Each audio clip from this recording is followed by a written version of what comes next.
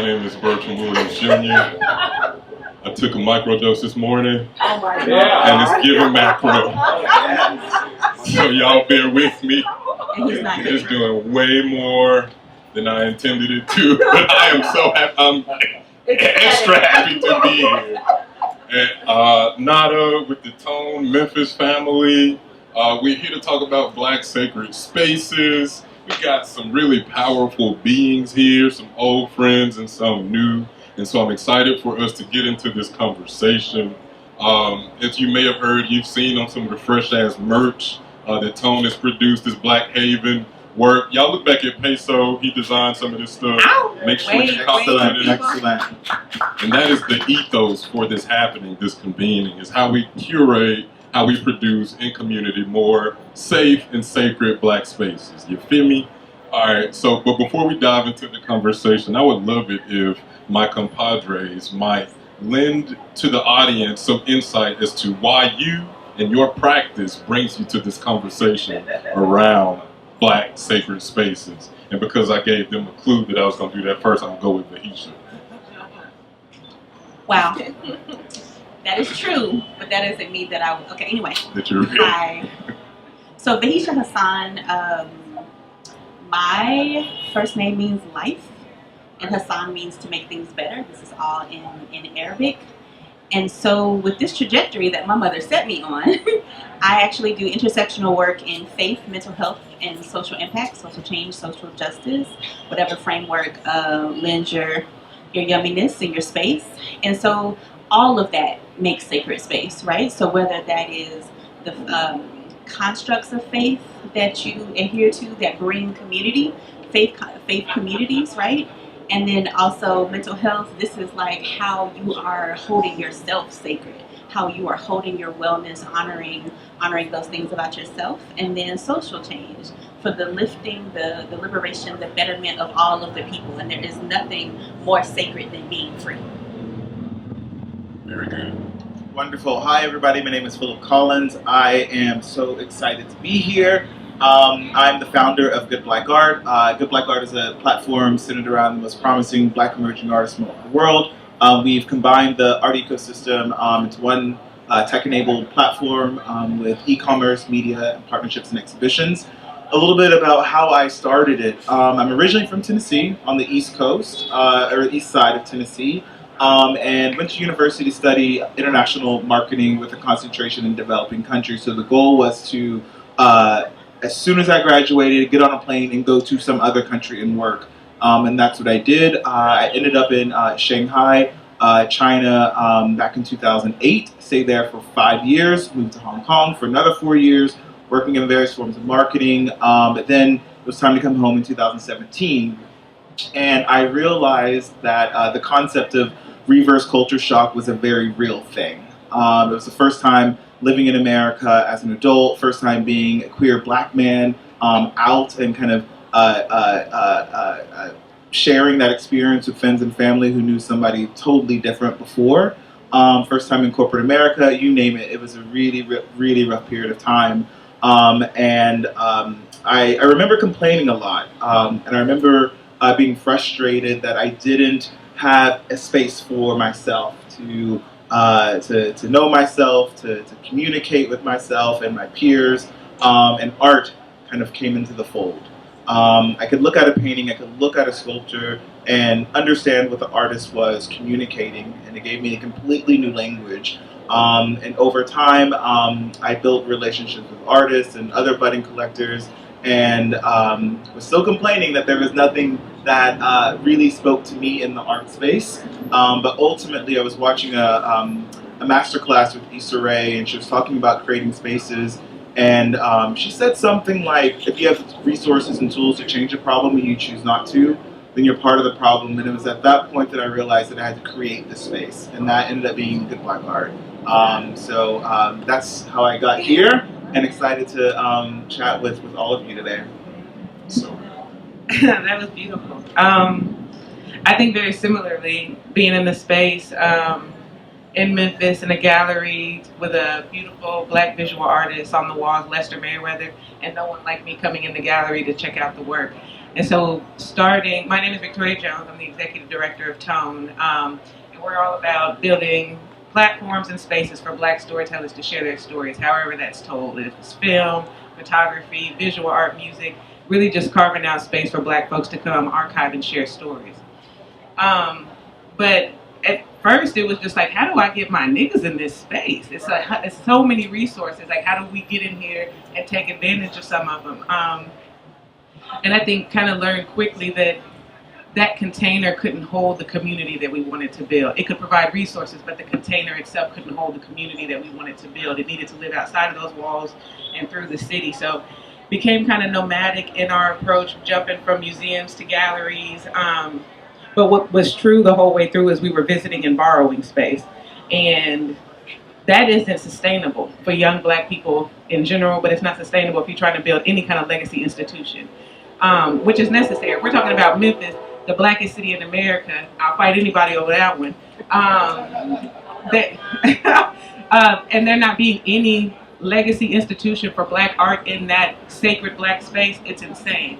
And so just got to work with the people around to figure out what it would mean to build something that we could hand off to the next generation, that could be handed off to the next generation, because right now every single generation of artists and creators that comes through Memphis is tasked with not just creating art, but creating space for their art to be shared and celebrated. So, you know, I'm tired. That's exhausting work. Truth is. Yeah, but I'm grateful to be here, and I feel like in a lot of ways, even this container itself has been that for us. When we first got, this is our third year, I think, at NADA, third or fourth. But the first time we came here, we literally were like, where my niggas at? Like, where do we go? How do we show up in this space? And so, wanting to continue to offer up platforms to artists, to this larger audience that is created during Miami Art Week, but trying to find ways for us to also connect with brilliant minds like the folks sitting up here, the folks that are sitting out in the crowd. I hope we all get to chat afterwards, but like really figuring out how we continue to build and grow a network where we can create space that is divine, it's a haven, it's special, it's all the things we need it to be, because at the end of the day, all this shit gonna burn, so we gotta figure out what we're gonna do anyways. This apocalypse announcement. Yeah, oh no, yeah, it's a tricky time. Thank you, each of you, for sharing. Thank you for your work to date. You know, I can attest to Victoria's commitment in exploring these spaces and creating these spaces, as can I for Vahisha, and I'm so inspired as I continue to learn about how you are serving creatives. And I do want to spend some time thinking about how we as creatives turn the knob so as to enact systemic change, because I do think it's easy to, you know, exist in silos in solely creative spaces, but you lift up a really important idea about how we as artists have been able to influence real estate considerations. And it's important because one of my favorite quotes is, change happens on the margins, but innovation happens at the intersections. And I feel like all of you are operating at those intersections. And so if you would, let's tease out how creatives, as it relates to physical space, are moving the needle. I'll start because I forgot to even tell you where I work in the Memphis.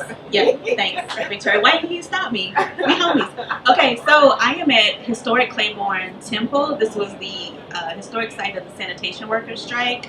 I am a man. The whole entire reason that Dr. King came to Memphis and was subsequently assassinated, this was a labor issue. This was inequitable ways of being and working for black men at that time. Not that it's a lot different from today. And we have moved from being a congregational church to being a cultural center, a cultural arts center. And so we are understanding, holding the spirit of the sanitation workers, holding the spirit of resistance, and also reclaiming the concept of sacred being safety, love, joy, and abundance.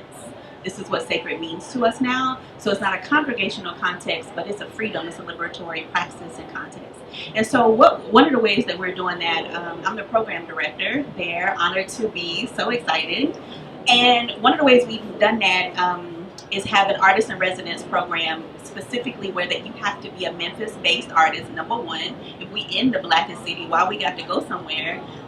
I mean, there are so much beauty available in our space. So Memphis-based artists come in, but the way we fashion and design the program is that they must partner with a social change organization also in Memphis, right? So we want artists to hone their expression of ways of being in the past, ways of being now, but also we know artists speak to the future of our ways of being, and that includes aspects of freedom. And then also we want social change organizations to not just give us PowerPoints and spreadsheets, right? Like you're not gonna have a cultural change, a mindset with that. But guess what does shift culture? Arts and creatives, right? So we want social change organizations to figure out how to integrate creative expression and arts in their social change work, and not see it as separate, not see it as an after fact. So that has been really, really fruitful. We've done that. Our first two artists, one was a filmmaker, and she did a whole film on the spirit of Memphis. We screened that the other day at a different location, and that has been amazing, speaking to the history of the past, but also what shall be and what's coming, and why there is intentionality around the displacement of sacred black space. Why is sacred black space being stolen and moved and shifted for black folks, and how do we self-determine what that is for us? The other artist was a poet, and she partnered with a group that does environmental justice work. We got mad environmental problems in Memphis, and as we know, our space is not considered sacred. So we're the first place that they're gonna put toxic chemicals in the ground, displace communities, not do studies on how we're being impacted by like climate change, and also, you know, toxicities in waters and other things. So it was amplifying and highlighting this work that this social change organization was doing, and doing it through poetic expression. A poet from every neighborhood in Memphis had community meetings with people in that community, and then they together expressed what generations of black people have experienced through environmental injustice.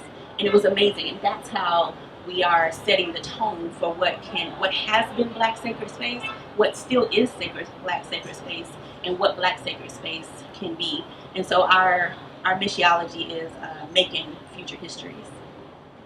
So good. Phillip, you want to chime in? Yeah, that's beautiful.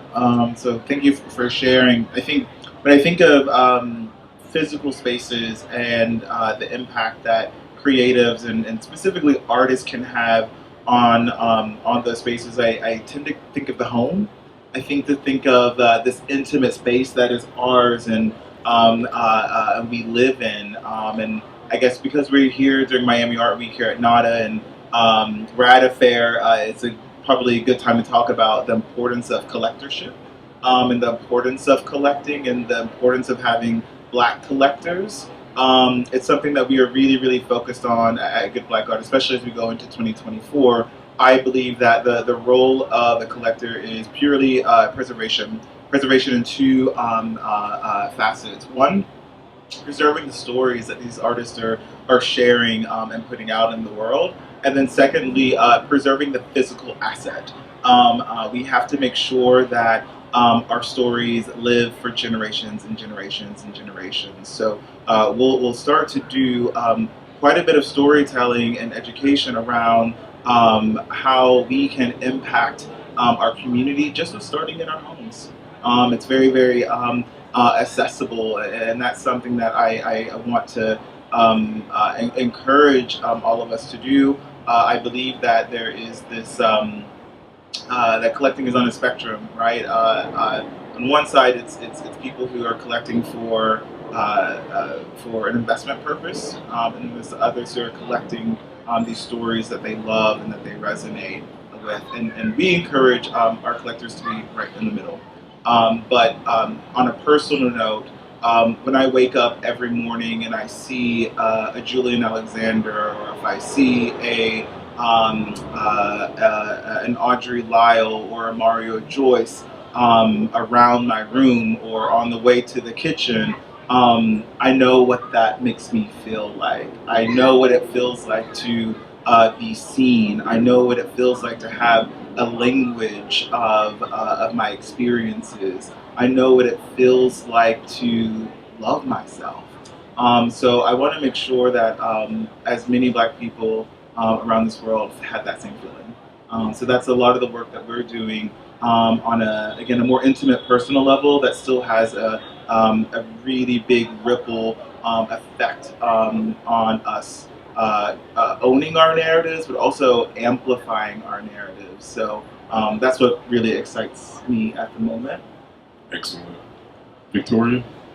How it lands in the physical, I think, as I was mentioning, like the kind of having to move around on this kind of nomadic wave as we did when we didn't have our own space. We signed a lease in the gateway to Orange Mound. Orange Mound is the oldest Black neighborhood in the nation, built not just for Black folks, but by Black folks. And and had the extreme honor to go in, open up our first gallery space, literally in that gateway. But realized, because we were leasing, in a shopping center, the largest commercial asset in the neighborhood, that is 40% vacant because it is owned by someone who lives outside of the community that does not care about the community at all. And we're like, oh, how can we help activate? But we got niggas that be ready to come in, take leases out, be working with us, all this stuff. And then one of my homies at the time, he was like, but if we invite all these people into this space, we can jumpstart gentrification unintentionally. And so we had to pause, like, oh, if we don't own this space, how do we do the work that we know that we're led to do right now? And so we started a conversation with the property owner at the time, who was an older guy ready to kind of get out of it anyway. He quoted us a price that is probably 3 times what the property is actually worth, because we are leasing there. We know all the structural issues, so it was crazy that he even pitched us some of the numbers he did. But while we were in the middle of the conversation, sold it to another slumlord for half the price of what he quoted us. And for about 2 weeks, just devastated. Like, I was like, well, shit, I really thought this was supposed to be it. It seemed like all the things were in line to make that happen. But had someone kind of push us to look at an even bigger vision across the street from where our gallery currently stands. And so this property that exists across the street from Tone HQ is 10 acres of land, 80,000 square feet of warehouse space, and in the center of those warehouses is a 215-foot high-rise. And so I got to give it to y'all for real. I'm 28 at the time, and that deal had just fallen through, and I'm like, why would I think we could do that if we couldn't even figure this out? And so for a long time, I couldn't even picture it as an actual opportunity. But we had someone continue to motivate, and like, no, go, just check it out, just check it out, just check it out. And then you get over there, and warehouse is covered in graffiti and street art, and you can feel the legacy of the generations of ancestors we've had that have worked there, that have walked through there. And it's like, oh, if we're going to build a hub for Black innovation, where else could it be aside from this space? So we just started selling the story to as many folks as we could. We finally linked up with a funder, Katali Foundation, who, y'all, if you're doing community work, get into them folks, because wow, what a funding partner. I'll show you right now. Oh, Katally, for real. If y'all are looking for meaningful funding partners, that is a really beautiful place to start. And they, like, in our first conversation, this is just a small example, but in our very first conversation, they held space for us to make mistakes. They said, we don't need y'all to go through this project and not make mistakes. In this grant, we understand that there will be times when y'all mess up, and that's a part of the growing process. I've never had a funder tell me that. I've only had old white people tell me, you bet not, I'm gonna take this check back. And so to have even the freedom to experiment and to fail and to come back and learn more and try it again, that's something that I have not seen, at least in the South, in our funding spaces. But we were given the opportunity to purchase that tower, and have been working with art and culture organizations, health and wellness institutions, adult education organizations, and small businesses to figure out what it means to build out a space that is not POC, that's not some of us, sort of us, that is for the wellness and healing of Black people alongside Black people. And so that's one of the big reasons we had invited Germane on the panel. Germane Barnes, brilliant architect and designer. But he is signed on as one of our young Black visionaries to help us imagine what that physical space becomes. Then we've got folks like Bertram and Taliba and our Mama Sundry family helping us understand what it is to have marketplaces and farmers and agriculture in the space. And then we have deep partnerships with Claiborne Temple where we're not in the same physical space, but we understand that a network of Black hubs need to exist for our city to be well. And so it's trying to figure out how, with the need to archive our stories, like how we can do that and it not be taken from us, because that's what we've witnessed in Memphis. Again, we're not the first niggas to think that this could happen. We're not the, are you signing that one? I'm not gonna put you on the spot. But I just like, damn, I might be putting her in a compromising position. Okay, I'm here to do a job. Sacred Black space. Here we go, right?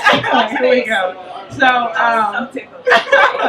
I'll watch it.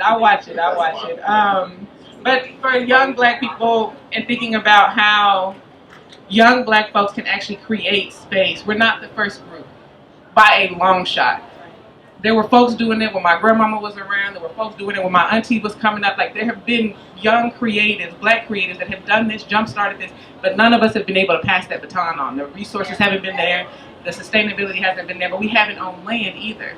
And like, if I know anything from how I've seen the rest of this stuff work, like, you get you some land and you can make some shit last. And so it's been, how do we make this piece of property in the oldest Black neighborhood that beacon, that space where we can build out a foundation for a sustainable art, creative, Black ecosystem where small businesses thrive, where health and wellness is like top of the priority list, food and agriculture is getting good food to the people, and it's getting resources to the farmers. Like, how do we build this full ecosystem where we can actually talk about what it means for Black people to heal in a real and true way?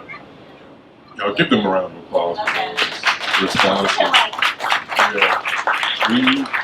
I can say personally, I'm super excited to think about how I, as an urban farmer, I didn't mention that, but show up in a space like this, because I heard some themes, right? And in your piece, sovereignty, I feel, was a core message, one that would create safe enough space for people to create and deliver as, in the ways that they feel the most free.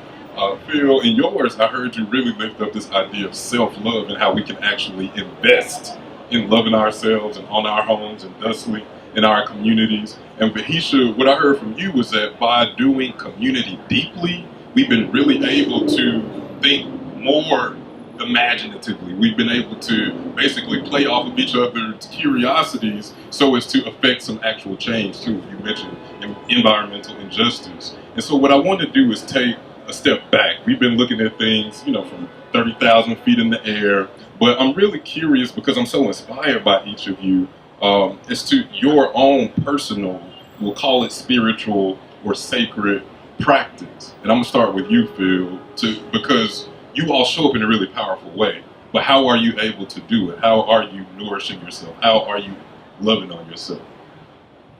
I'll start with you, Phil. That's a good question. I think the past couple years have been really interesting for me. I didn't set out to be an entrepreneur. I thought that my trajectory was going to be a CMO of American Express or a fashion brand or some other lifestyle brand. And the more I got closer to that goal, the more I realized that wasn't where I needed to be. The doors were closing kind of in strange, unexpected ways. And I would kind of go back to the drawing board and think like, what's happened? My resume is pretty good at this point. I know how to wear a suit to interview. I can be a bit charismatic, but at the very last second, things would just shift. And I had to take a step back and really evaluate how I could hone my skills and experiences and put it back into the community. And in that process, I learned a lot about myself. I learned about how I thought about the world and thought about business. How can I serve my community, but at the same time make money, and really kind of create a new infrastructure for the way that Good Black Art was going to show up. And you said something earlier that I completely agree with. It is exhausting. It is tiring. It is the hardest thing I've ever done in my entire life. So the thing that has been so amazing for me in this process is to meet so many other Black entrepreneurs and creatives who are creating their own spaces and also brainstorming about how we can support each other. Because the first time we had a call, I remember saying, I'm very ambitious, and my company is very ambitious, the vision's ambitious, but I know I can't do it alone. So what do you got? What do I got? And how can we make this work? And it's been really beautiful to see how that has progressed. So for me, it's really about the relationships that I have built and the people who have poured into me and have given me a space to not only be myself, but to give myself some grace. So I think a lot of the time, again, I come from a corporate background, so it's you work really hard, you excel. There's always a review. It's just like you have to keep going and keep going. There's very little room for mistakes. So I have really embraced making mistakes. I'm pretty hard on myself, but I think my partner can probably tell you too. I've shifted the way that I've had to think to give myself grace, to love myself, to be proud of what we've been able to create in such a short period of time. But I wouldn't be able to be in that position without the incredible support group, a support system that I have, the mentors that I have, the friends that I have, the family that I have, the partner that I have, people within the ecosystem or outside of the ecosystem who understand philosophically what we are trying to do and support us. So that's how I take care of myself. I tap in and give myself grace. Rahisha? I love this. As the clinical human sitting here, this brings me joy. I had a single parent mother, and she would save up for 2 years. And every other year, we would go to the National Black Theater Festival in Winston-Salem, North Carolina. And in one of those moments, this was our vacation. So we went on vacation every other year, and it was like this amazing Yummy Black space.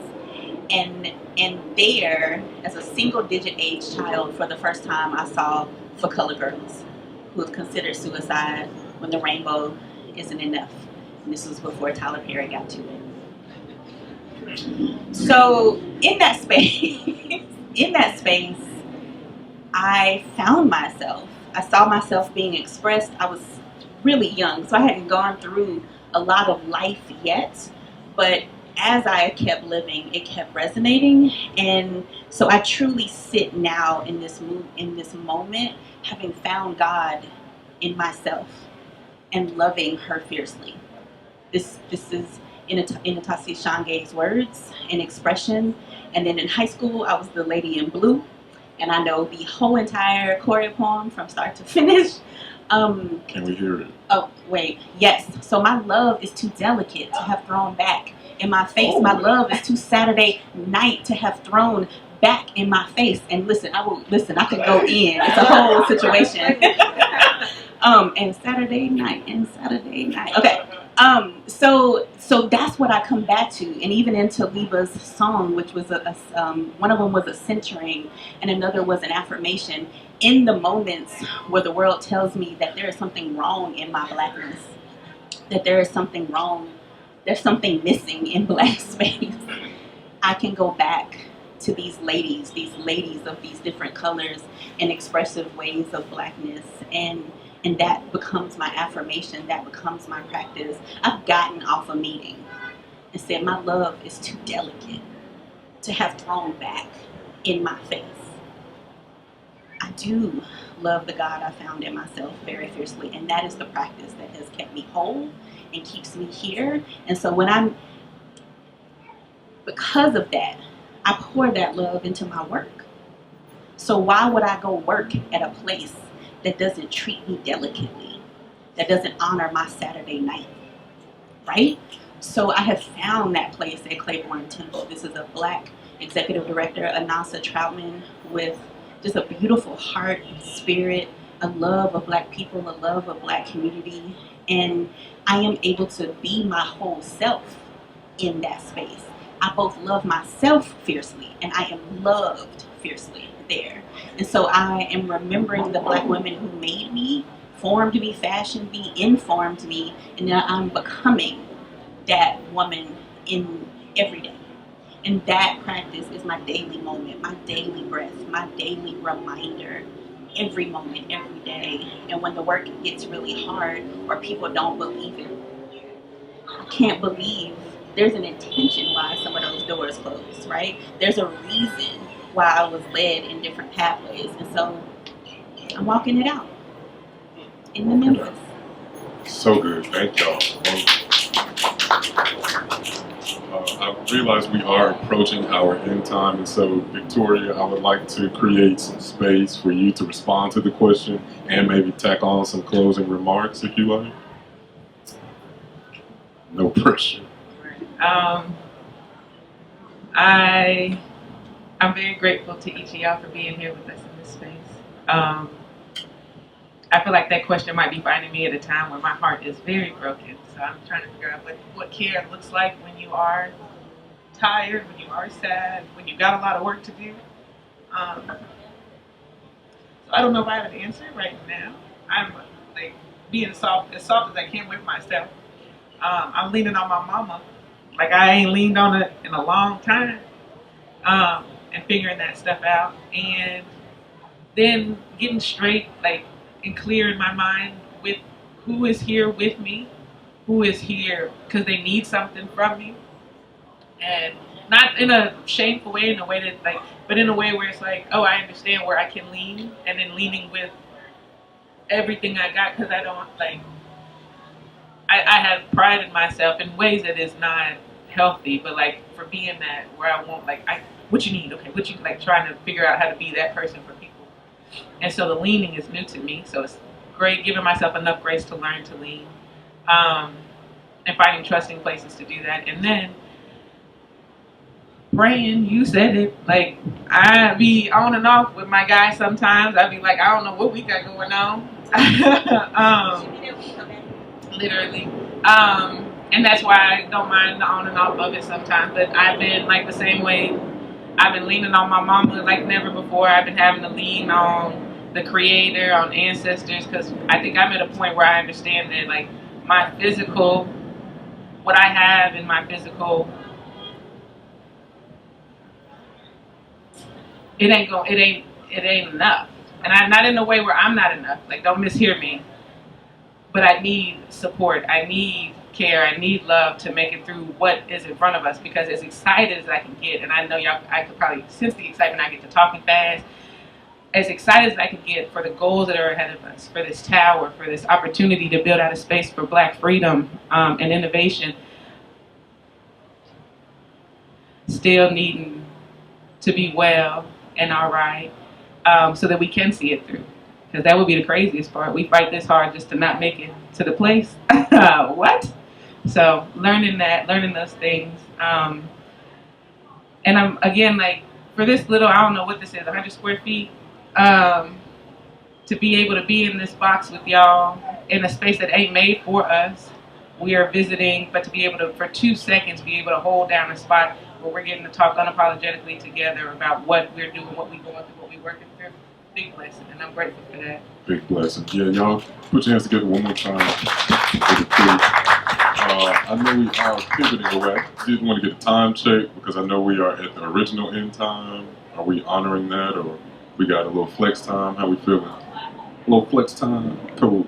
With that, Phillip mentioned when we were just chatting before this, this idea that these discussions are rare in that if y'all don't set aside time to make this type of conversation happen, the shit ain't gonna happen. but because it's happening, it's a really powerful opportunity. You all are sharing from real, truly vulnerable spaces, and we thank y'all for that. And I also want to leverage this moment to get something out of it, not to be transactional, but to be movement-minded, to think like truly as if we have the power to continue to liberate ourselves. How do we leverage this space, our collective understanding, and by collective, I'm including this group as well. That's also me cueing y'all in that I'm about to come into the crowd so we can make this more of a group conversation. So let's check ourselves on the phones. And so, hey kid, just might want to pay attention, my guy. Okay, I trust her. I know he texted her. He knows this shit. But what I love to do, following that idea, Phillip, is like lead with some semblance of a call to action, right? Because we are working in a variety of markets through a variety of mediums. How do we take what we've heard from these folks today and say, okay, yeah, we're going to build community in a way that's deep. We will implore people to invest in their homes and become collectors. We will let people know that you can go and buy $1 million building and raise the money. You know what I'm saying? You can do that shit, right? And so what I would like to do, madam, may I have your name? It's Sazizo or Saz. Okay. I'm gonna see if I can get a microphone close to you. I'm gonna keep this one. We may need to have you chime in. I'm breaking rules, but that's what I came to do. So, with this conversation we've been having, first off, would you like to share any insight? Do you want to come up and join? Yeah, you can say for sure. But yeah, please feel free to share insights. And if you were able to attach a takeaway or a call to action for the collective group, what would you pull together from what you heard? A takeaway, I think, just generally like a takeaway from this discussion, it's been, first of all, it's been a really wholesome conversation to listen to. And you know, just to be able to see that, you know, our fight is universal. As you can probably tell from my accent, I'm not from here, but it's affirming to know that we're all in this together, and it's encouraging for me as well, working in a space that it's not specifically for Black people. It's more for what is now coined as the global majority or people of colour. But it's it's given me some thought and some encouragement. And, you know, I've taken some ideas and some bits of wisdom from what you're doing.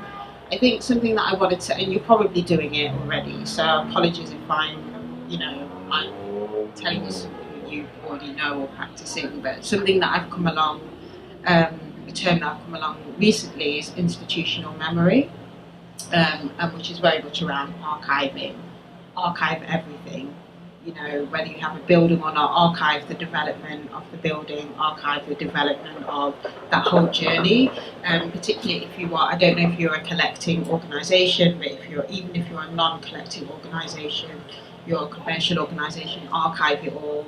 You know, organise your archives. Even if you have the conditions to get an archivist in to do that, so that history is preserved. I know that you were speaking about. Around collectors, for example, and that whole thing around preserving stories and preserving the actual art, but also get the archiving in check, and that's something that I've recently learned from myself in my role as well. So yeah, I hope that's okay. Excellent, thank you. Yeah, sure. Yeah, Zaz, is that right? I really appreciate that because at Claiborne we have a preservation specialist on staff. Because when we open, we have a traveling exhibit that does a lot of archival history, but we will have a permanent exhibit as well. But one of the things for our building, our space, is that it was abandoned for a couple of decades, and so people came in and took what they wanted that they felt like belonged to them. And I'm talking about like windows and pieces of the building, like how you walk away with building pieces. Okay, so.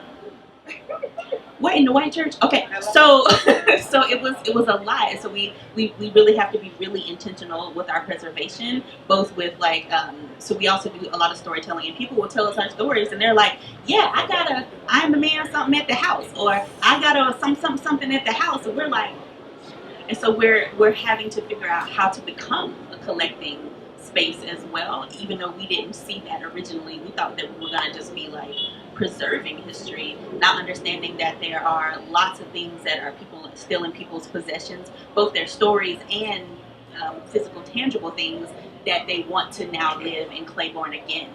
So we're going to do, we're already planning a digital archive to get this storytelling all in one space so people's stories can live the institutional memory, but also the sustainability, the telling it forever, and also put a place to house all of these things. And in church culture, you know, you got somebody, church mama, who is the archivist, and there might be a space where those things are, but what would it look like to have like a centralized place for some of those things to live? And so we're working on that. So I appreciate that. That's a little bit of affirmation for us, because we're gonna have to do that work as well. Is the full conversation being recorded? It's a question from the crowd. Yes, it is. Okay. Chat offline. All right, we'll get one more piece of feedback from an attendee. We have a good friend here who traveled from Memphis to come to just this panel discussion. And so hello. We hope it has been insightful for you. You care to share any reflections or a call to action for the larger group? Basically, just my You gotta lift it up. He said you gotta lift it up. It gotta be up here. Up here. Just this panel alone, just looking at y'all individually, like all the trials and tribulations y'all went through. I'm kind of like soaking it in. It's like going into my brain. I'm getting kind of inspired. It's hard to explain, like how my thought patterns work, like how you explain about your situation. I take that, and it helped me understand people that might be like y'all that I might have to work around in in the community, specifically like Memphis. So yeah, I'm just getting inspired. I don't really know how to explain. Like everything y'all say is just going into my brain. So when I go sit by myself, I'm able to like analyze. I'm able to be more analytical when I'm by myself. But I'm listening and just like I'm just absorbing. I'm really just like a sponge right now. Like I don't really know how to explain. Well, when we get back, come through. So that's all. Of course, of course. All right, give me that mic back, y'all. We it's a platinum plaque winning producer hit kid right there. I get ready. Gotta brag on him. Grammy nominated and stuff.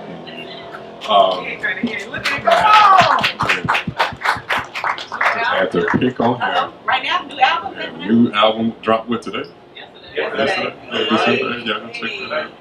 Yeah, shout out to Memphis Music. Shout out to creating sacred black spaces. I feel like this has been truly generative. As Hit Kid shared, I have found an immense amount of inspiration listening to you all. Do you, as we transition out, have anything like a burning thing that you want to share? This is also a chance for you to shout out your work if people have found inspiration to be able to follow you and continue to follow the journey, maybe get some of those hashtags and stuff out too as we get ready to close out. Well, I'll say please follow Historic Claiborne Temple on the Instagram. I'm so grateful to be in this space with y'all. And I know y'all are still here, but I'm going to ignore you for a second. Victoria. Love you.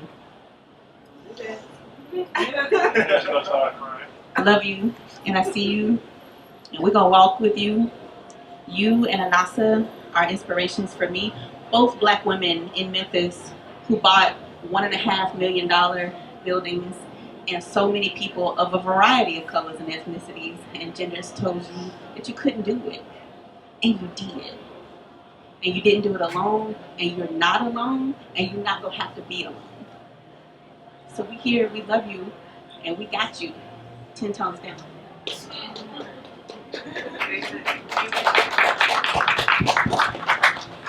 The last thing I will say is I know we talked a lot about physical spaces today, and I want to make sure that we also understand the digital real estate that we have as well. Whether we're talking about social media, whether we're talking about the media space or Web3, there are so many exciting things happening that we can have access to preserve our stories and amplify those stories. The last thing I'll say, and this is just a reminder on our power, in the next 2 years, Black Americans will have the buying power of over $1.4 trillion. That is extremely significant. But the kicker is, out of every group, our dollar does not stay in our community. It leaves the fastest.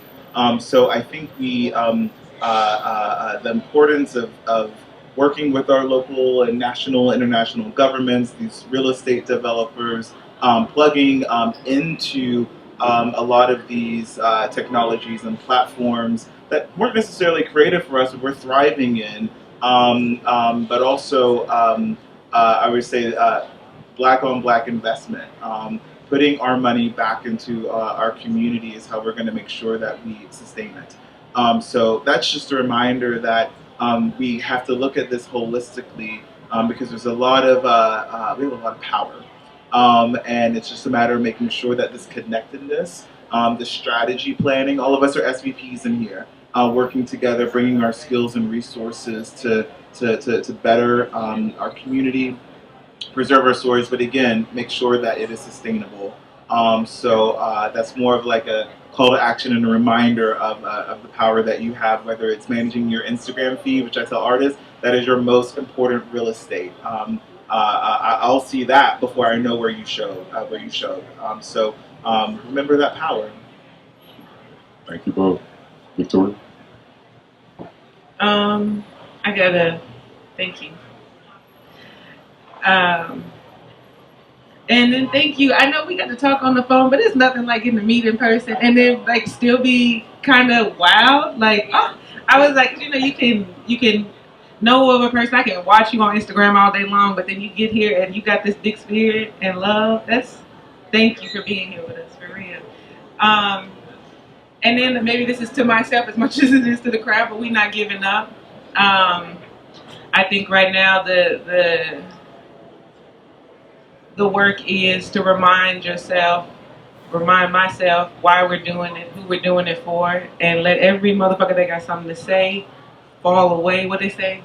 Roll off like a duck, roll off your back, whatever. Y'all know what I'm getting at. Water Y'all roll off the mamas, duck's back. Yeah. Gotcha. But stay true to what you know you're supposed to be doing. Get tight with your creator, with your ancestors. Let them stand in the gaps where you feel like you can't hold on to it by yourself, and lean on the niggas that you know you can lean on.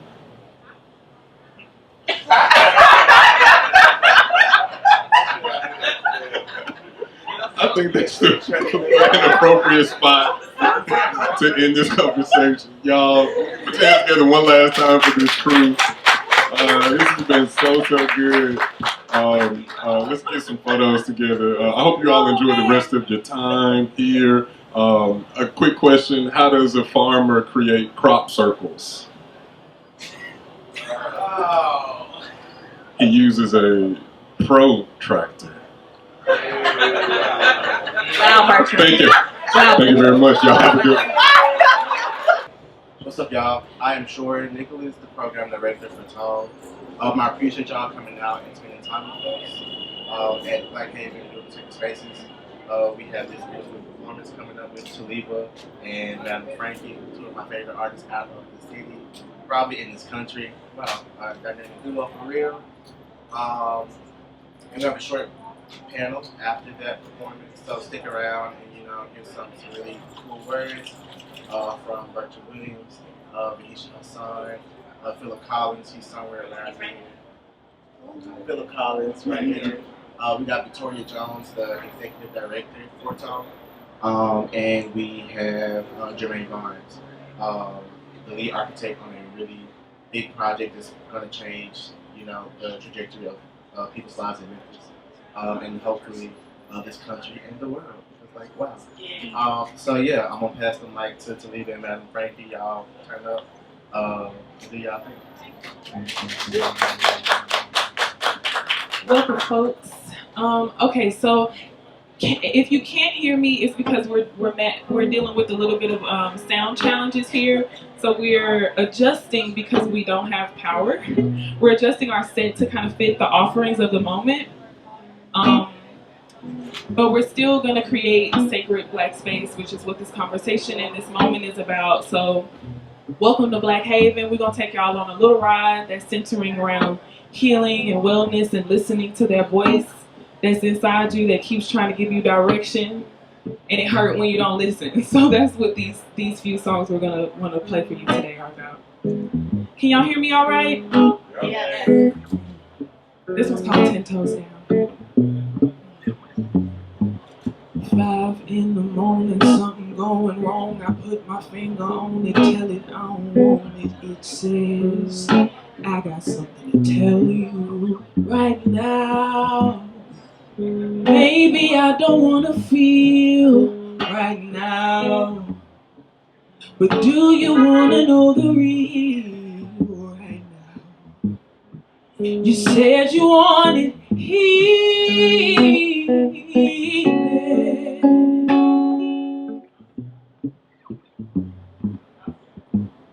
Then don't avoid this feeling.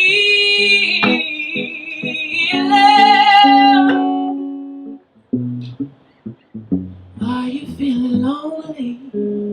Do you miss your homies? Now that truth is showing. Are you sick of growing? Water keeps you going, but the wind still blowing. Yeah, yeah.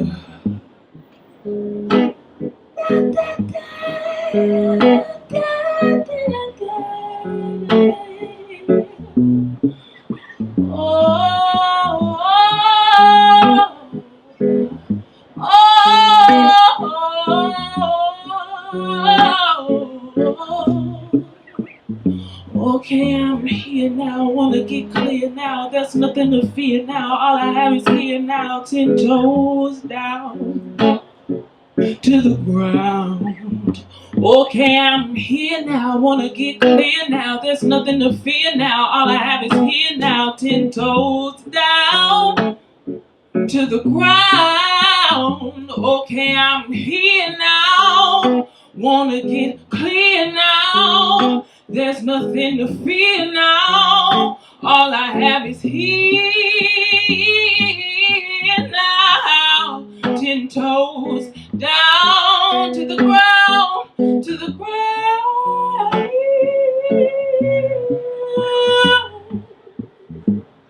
You said you wanted healing.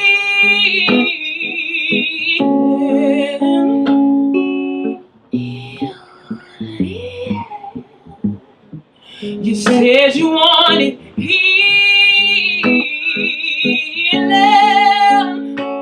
Oh. You said you wanted healing.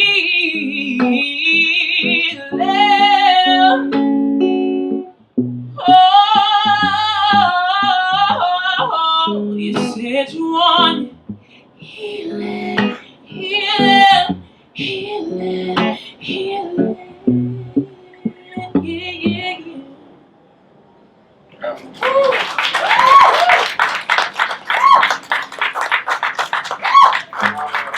Thank you so much.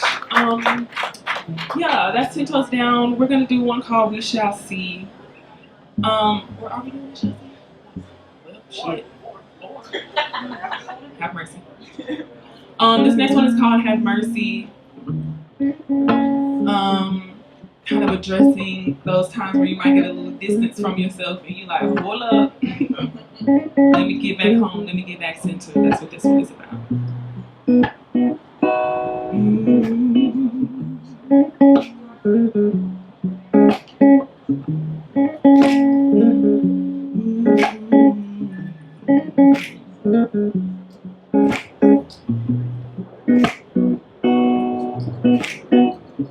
Lord, have mercy on my soul. I've been a bad girl. I've been a bad girl. I fell asleep on what I know. Don't wanna lie, no more. Don't wanna lie,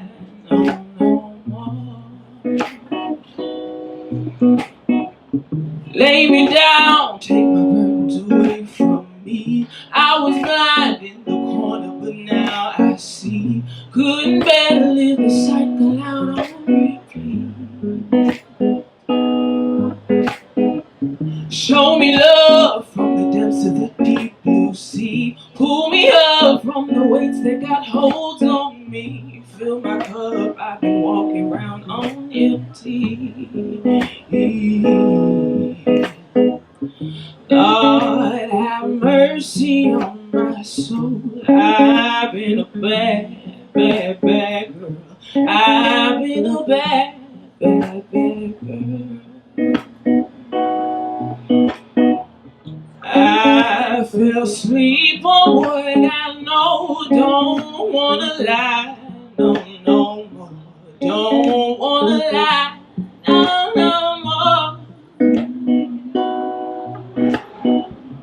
Lord, have mercy on my soul. Lord, have mercy on my soul. Lord, have mercy on my soul. I've been a bad, bad, bad girl. I've been a bad, bad, bad girl. I fell asleep on what I know. Don't wanna lie, no, no more. Don't wanna lie, no, no more. Lord, have mercy on my soul. Lord, have mercy on my soul. Oh, Lord, have mercy on my soul. I've been a bad, bad, bad girl. I've been a bad, bad, bad girl.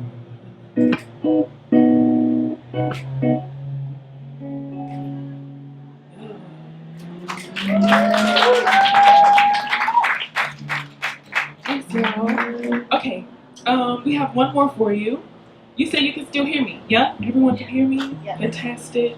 Feel free to come closer if you like. This last one is just a self-affirmation piece for you.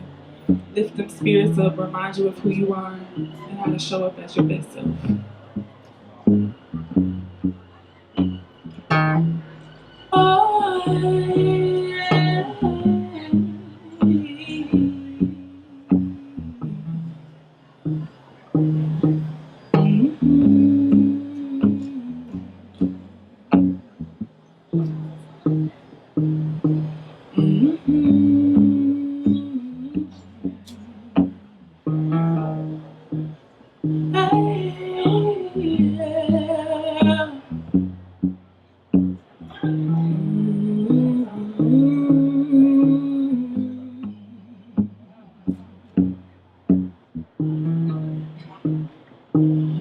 You don't believe that you're the one, but they said come forth. I know you wanna be the one the kids will listen to. Of course, there ain't no straying from the path. It's in your blood, it's in your body. And if you can see yourself, look straight into the mirror. You know this name cannot contain the evanescence is insane. I can't recall if I'm a ticking time bomb. Watch out and keep your ears open. Time tells, but it just keeps floating. It's a loud call and you can't ignore it. No, you can't ignore it. Watch out and keep your ears open. Time tells, but it just keeps floating. It's a loud call and you can't ignore it. You are who you think you are. You are who you think you are.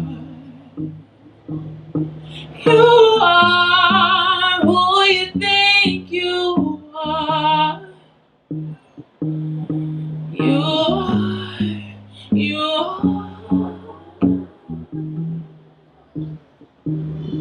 You are, you